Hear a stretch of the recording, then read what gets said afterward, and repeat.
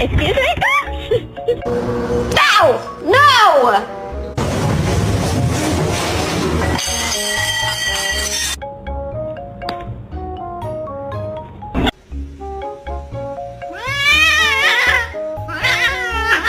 I got a notification, so I opened it and I just saw Luna rubbing all over her.